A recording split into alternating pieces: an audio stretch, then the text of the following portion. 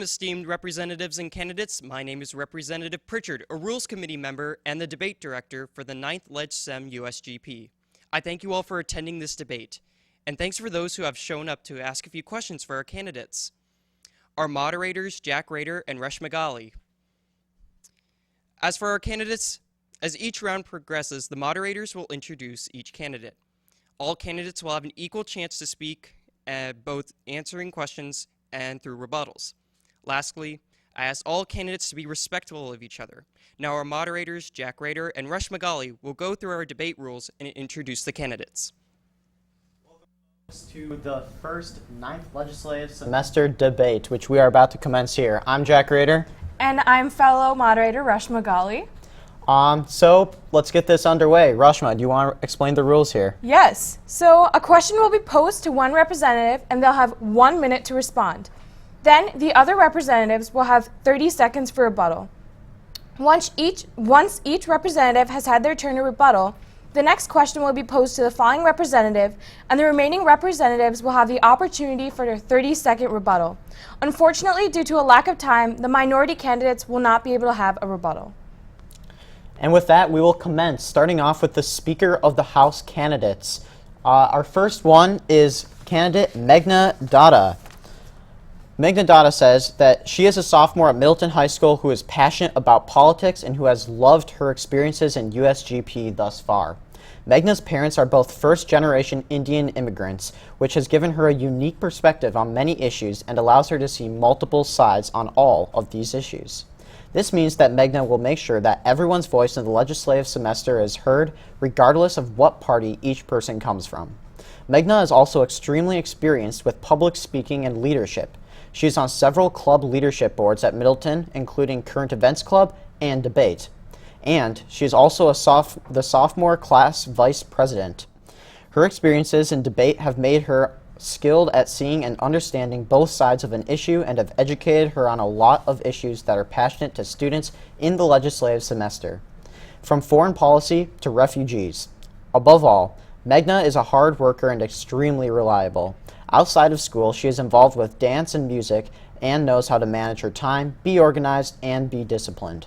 In addition to knowing a lot about the government and politics, Meghna believes that the most important thing that a speaker can be is to be a fair, hardworking, responsible, reliable, confident, and engaging individual.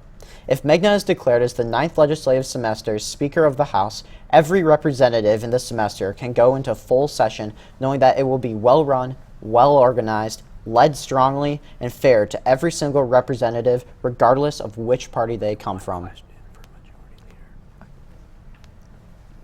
All right, so our next representative is Representative Max Prestigiacomo. He's qualified and prepared to serve as Speaker of the House. He's extremely passionate about politics and has completed a college course on political sciences and a college course on macroeconomics.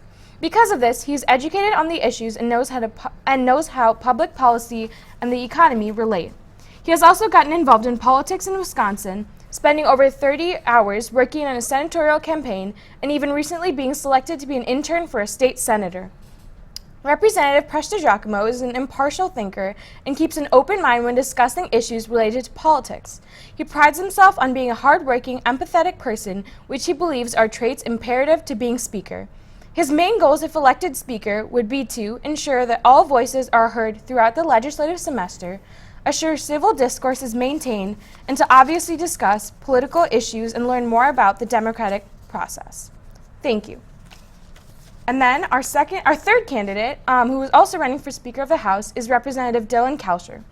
Representative Kalsher was born in Madison and has been growing up in Middleton. He has played sports for most of his life, and it taught him valuable lessons in communication, leadership, and teamwork. These are all skills Representative Kalsher would apply to being Speaker of the House. Dylan is a good listener and is very empathetic. These skills would help him lead and come to consensus. A vote for Dylan Kalsher is a vote for the semester. All right, and with that, candidates, we will begin this debate. Starting with question 1, we'll start with Meghna. Question 1 comes from a representative of the 9th legislative semester, and it is, how do you envision the future role of the United States in a globalized world? How involved should we be in, and what aspects of global affairs should we focus our efforts on? So at this point, the United States already has a huge role on the global stage. We're very involved in the global economy. We're very involved in the safety of the world. But in the future, I'd like to see a lot more involvement on the part of the U.S., especially with the crises going on in the Middle East, particularly in Syria. I think it's our moral and ethical responsibility to be helping the refugees and those displaced during this crisis. We could do a better job of taking in refugees. And while we don't necessarily have to go on ground with combat, I think we should definitely be taking a more active role in solving the problems, particularly in the Middle East, that affect everyone in this world. And now we'll go on to our 30-second rebuttals. Well, I'll start. So I agree with Representative Data. I feel like we should take in refugees, but I think we need to make sure that they don't have any ties to terrorist organizations like ISIS. And I feel like we should also focus on our own economy because it is not doing very well. And yeah. Okay, I also agree with Representative Meghna Datta, but I actually believe that the U.S. should take a more isolationist role in foreign policy and stay out of more foreign affairs. For example, the Israeli-Palestinian crisis. I believe we should stop sending aid to Israel. We should be staying neutral in that area, and I think that a more isolationist role will help grow our foreign policy. Thank you. All right, so question 2 will go to Representative Kelcher. Welfare is a major component of the U.S. budget. What role do you think social welfare programs should play in our country, and what responsibilities do you think welfare recipients should have in being self-sufficient? Well, I think welfare is a huge thing that can help a lot of people, but I strongly believe that people should have an incentive to find a job, and we should not just be like giving them free money. I feel like they should have to earn it, and they should get the help, but they should have to earn it and be forced to try to find a job. And now on to our 30-second rebuttals. Okay, so I definitely agree with Representative Kelcher.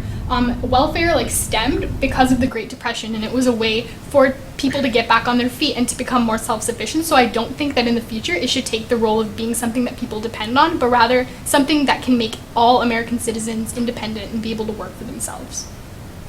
I agree with all the former representatives in saying, and I do agree with Representative Kelcher in saying that more regulations need to be put in place with the welfare system currently, including requiring each recipient to be looking for a job and to be put in education and job training programs. Regulations and providing more access to health care will ensure that success is provided in the United States. The United States of America. Thank you. And on to our last question for the speakers of the House.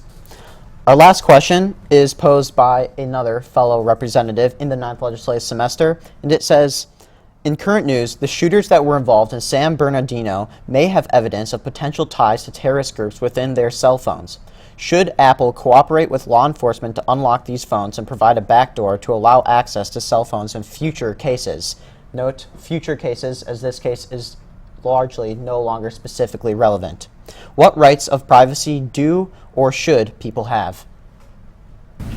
I actually don't think Apple should be required to turn over the data that is needed to track down these terrorists. I believe that privacy is the main component of how our society works, and it's why we started the Revolutionary War.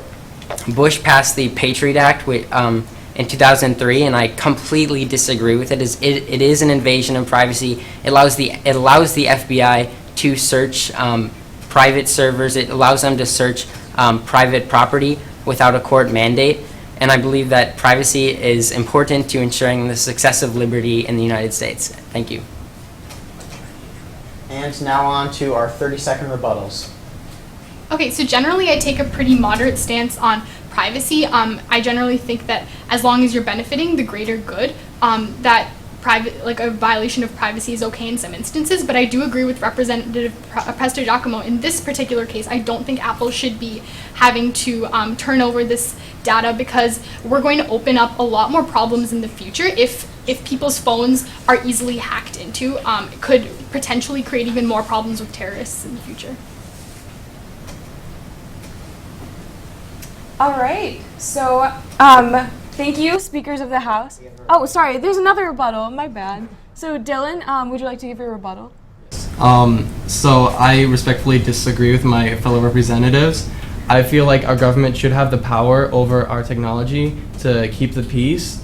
And I do think we should have a low level of privacy, but if there are suspicions that someone is with a terrorist group or they did commit a crime, the government should have the ability to check their information and check their data and see what they did.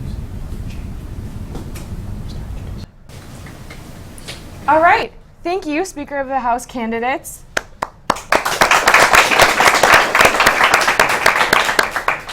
Now we will move on to the Majority Leader candidates. So our first Majority Leader candidate is Thomas Griffith. He's confident and qualified and running for the position of Majority Leader for the 9th legislative semester. Representative Griffith not only brings a wide variety of skills such as experience in argumentation and debate, an open mind ready for questions, and the patient, calm demeanor needed by any politician, but unlike many, the willingness and duty to listen to all bills, issues, and individuals in this semester. Taking full responsibility to represent and empower the 9th legislative semester, Representative Griffith is your strongest asset as Majority Leader. Anybody is able to listen, but Representative Griffith is confident to act on his claims and fight for what you believe in. His 3 most important issues are euthanasia, gun control, and basic free health care. He's ready to take on the position as Majority Leader and represent the 9th semester confidently with care and courage. He states, "Only together are we a nation indivisible." Thank you. Vote Representative Griffith as a politician, scholar, and a friend. Our second candidate is Olivia Larson, who describes herself as a purely dedicated leader. She is passionate about politics and working for the greater good of people, which is a key component of the Democratic Party. She has been acting since she was 6, so she has exemplary public speaking skills and confident in front of an audience. She knows a lot about politics because her family is one that talks about politics at dinner. However, she would be excited to work with Democrats, Republicans, and independents alike to learn more about what the 9th legislative semester is passionate about and their viewpoints on politics. Olivia encourages you to vote for her on November 8th, but reminds you that even if you don't vote for her, your vote matters. All right, so now without further ado, let's go on to the first question. Representative Griffith, stereotypically, liberals are known for supporting social programs, but many are worried about the current national debt, which has now reached over $19 trillion. How do you think the U.S. should be spending its money? Generally, where do you see cuts and where do you see needed funding for programs? Within our society today, there is lots of funding going to unneeded programs, and national debt really is becoming a problem. Currently, we fund over $50 million to abstinence-only education throughout the U.S. as a program. And that is really something we need to cut down on, as it is not scientifically accurate or doesn't need to be legally. I see that certain programs such as education do need to be more valued in our society, considering that already inaccurate and other bigger programs are funded unneeded. All right, now a 30-second rebuttal for Representative Larson. I think that government programs are an important part of the country because they provide aid to people who are unable to get it themselves. I think that we should be focusing our spending on things like healthcare and good education systems, because those are what really is going to impact you throughout your entire life. Our next question is posed to Representative Olivia Larson. It goes, 40 million people have been forced to flee their home due to war, famine, and political instability, according to the United Nations High Commission for Refugees.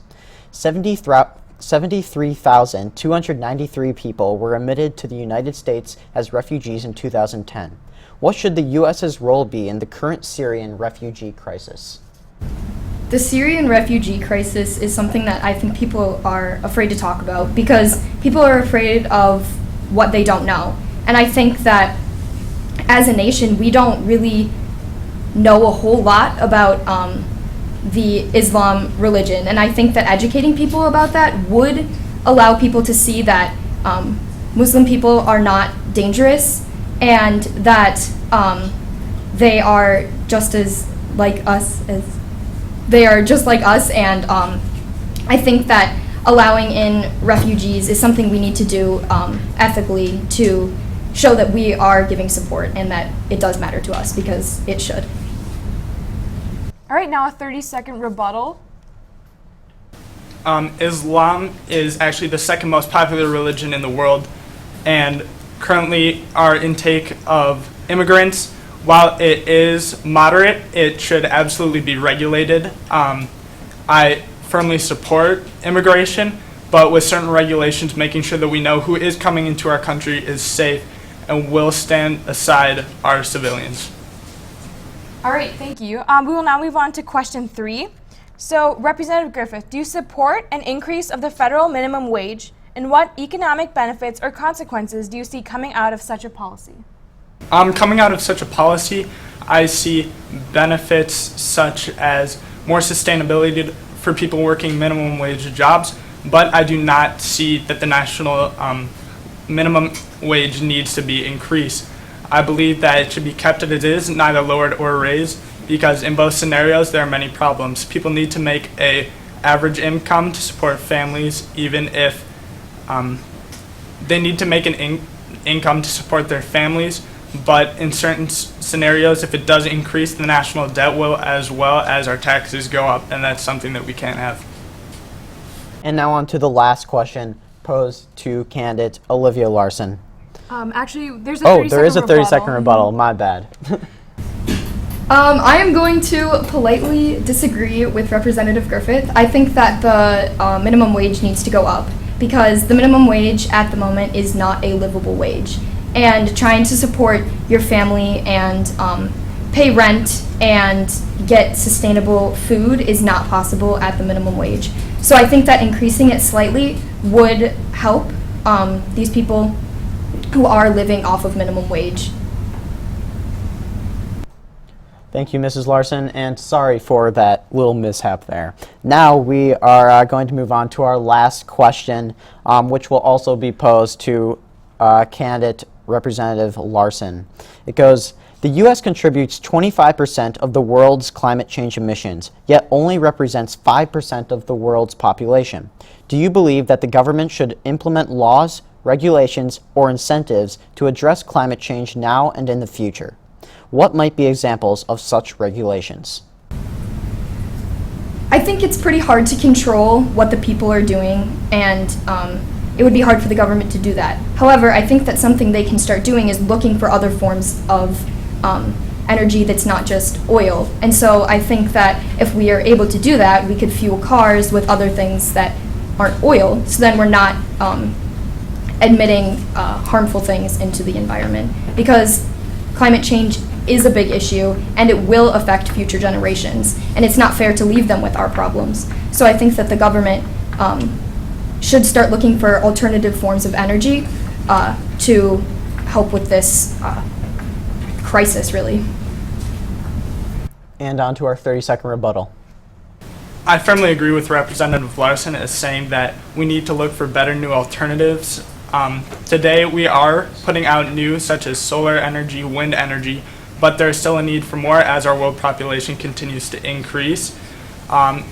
You cannot truly regulate over an entire population how much is put out because that number is nearly impossible for a normal civilian to report. Since we have been monitoring the ozone and creating regulations on the effects that our society has on it today, it has greatly increased, and not increased but began to replenish itself. And so today we do need regulations on certain forms of outputs, but we also need to look for new energy sources. Thank you, majority candidates.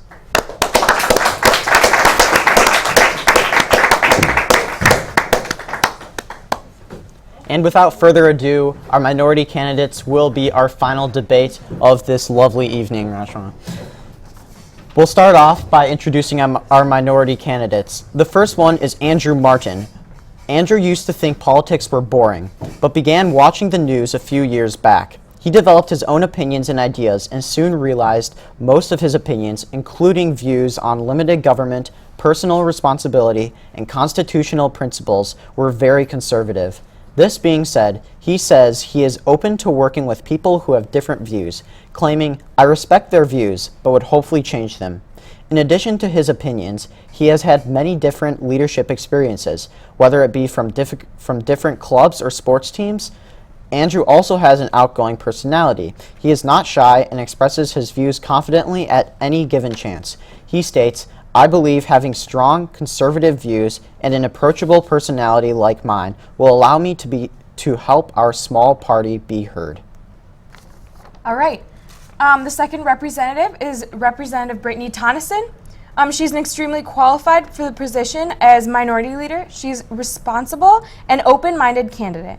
Furthermore, she feels that she can represent the voice of the Republicans. She's currently on her second year of being the captain of her basketball team and continuing to participate in student council and host a club. She prioritizes well and knows how to use her time wisely. Throughout the semester, she has reached out to many Republicans and will have to work her hardest to make sure Republicans have their voice heard. Our next minority candidate is Sean Bertolet, who is 16 years old and a sophomore at Middleton High School. He has gained direction and public speaking knowledge through Future Business Leaders of America, as well as 5 years of leadership camp in northern Wisconsin. He believes in a strong military, small government, low taxes, and freedom for every American. He will work tirelessly with both parties to ensure that Republicans are strongly and justly represented this semester. All right. Our next candidate is Representative Susanna Murdoch. Susanna Murdoch loves getting involved however she can and is a participating member of numerous clubs and sports. Her father is in the military, so she has grown up with a deep love of her country and the knowledge that military is important. She will take all steps necessary to ensure every voice is heard and respected, and she knows how important it is to represent everyone. Our final minority leader this afternoon is running as a sophomore, Representative Casey Hellenbrand. Casey was born and raised in Middleton, Wisconsin. His whole life he was brought up with and believes in conservative views. This means he knows what our fellow Republicans want and which bills will harm or enact the viewpoint of the party. With him being a successful worker and accountable to the people, he will surely do his responsibilities as minority leader and more.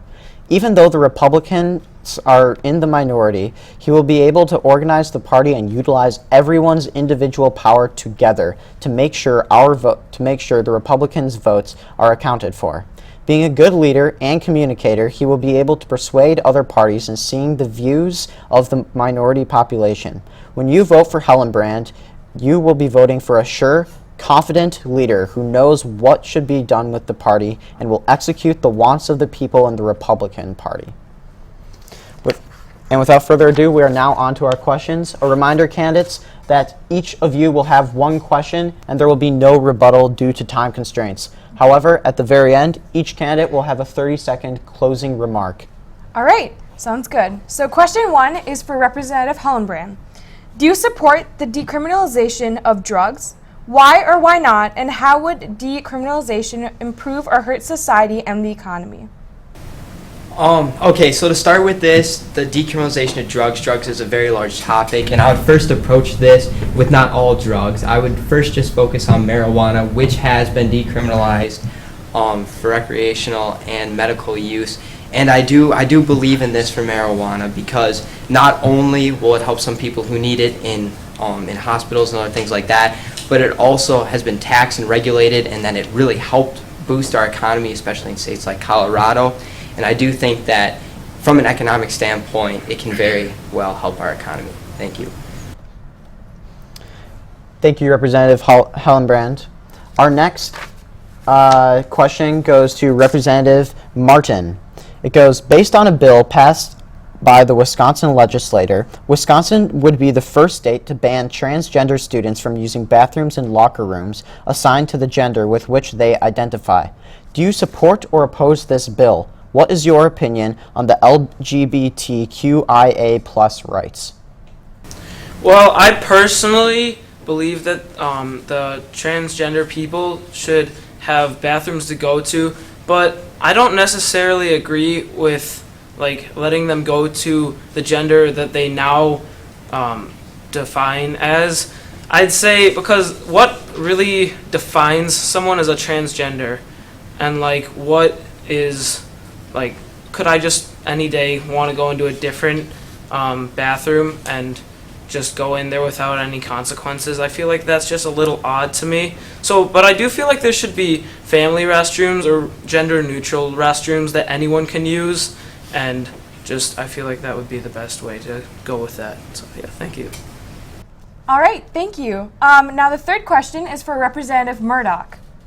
Do you support the implementation of the Common Core, or would you prefer education issues to be handled at the state and local levels? I personally do not support Common Core standards because if you look at the 30 most developed countries for education in the world, we are the 23rd, and we've been falling drastically since Common Core was implemented. I believe that education should be handled at a local and state level, because then you will be able to focus on everyone's needs and what the needs that need to be met in your state would be. Thank you, Representative. Our next question goes to Representative Bertolot. It goes, what is your stance on abortion? Should it be legal? What should the punishment be if it is legal? Well, first of all, I think that personally in my own life I am pro-life, but I also believe that the government should not give you or should not tell you what you can and cannot do with your own body. So I would say that there shouldn't be a punishment, first of all, and it should be legal to a certain extent, but I believe that there are points where you should be criminalizing it after a certain point in the pregnancy. All right, thank you. Our final question is for Representative Tonneson. What do you think is the most pressing problem that America faces today, and will you work with the majority party to address this issue? Personally, I feel like abortion and the death penalty are the most pressing problems for us. But I feel like abortion is definitely the one where I think we should fix it. We should make new regulations on it. You shouldn't be able to have an abortion past the second trimester, and abortion should only be legal in cases of rape, incest, and harm to the mother. Thank you, Representative Tonneson. We'll now go down the row, and each candidate may have a 30-second closing remark. We'll start with Representative Hellenbrand. All right, so what I would like to start off with saying as I myself am a Republican, and I know what it means to be a Republican. I know the views, and I know what our party would want and what bills we want to pass. I'm also very persuasive and a good leader. I'll know how to talk to the other side and let them see our other side, so that us as a minority and organize us together so that we can get things passed that we need to. And that will be very important since we are in the minority in this legislative semester. Thank you. All right, now Representative Murdoch. As a minority leader, I would be able to represent everyone and make sure that everyone has a voice, because I know that every single person is a human with thoughts and feelings just like me, and I would like to get as many voices like that heard as I possibly can. I would feel very comfortable representing the Republican Party, and I would even be willing to fight for issues that I myself might disagree with if the Republican Party were to agree with it. Thank you, Representative Murdoch. We'll now go to Representative Martin. I feel like I would be able to represent the party very well. We may be a minority, but I am very good at talking to other people and public speaking, and I also feel comfortable with arguing with political views, and I feel comfortable with arguing for most of the views of the Republican Party, and even the ones that I don't normally feel comfortable arguing for, I will step out of my comfort zone and argue for them. All right, thank you. Now Representative Bertolot. All right, so I believe that I would be a very good leader because I have a lot of experience in leadership as well as public speaking. I also have the ability to understand the other side, and while I might not agree with it, I will be completely willing to work with the Democrats and the independents in this legislative semester, which will allow the Republicans to get more bills passed, and that way we can have more of an influence despite being a minority in this legislative semester. Thank you very much. Thank you. Our final 30-second ending little blurb will go to Representative Tonneson. Well, I think that I am a very good leader. I am also very open-minded. I will listen to everybody's ideas and thoughts on all their different topics. I think that I can lead this minority group very well because I just have a lot of leadership experience, and I think that we will do well this semester if we have me. All right, thank you, Representative Tonneson. Thank you to all the minority candidates.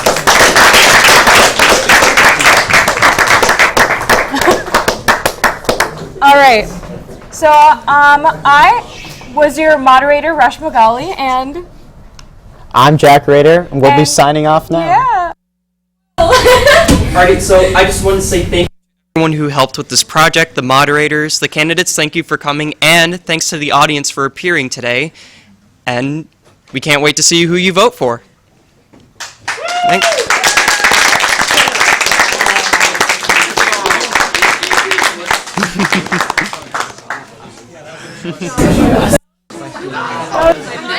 I really wanted those.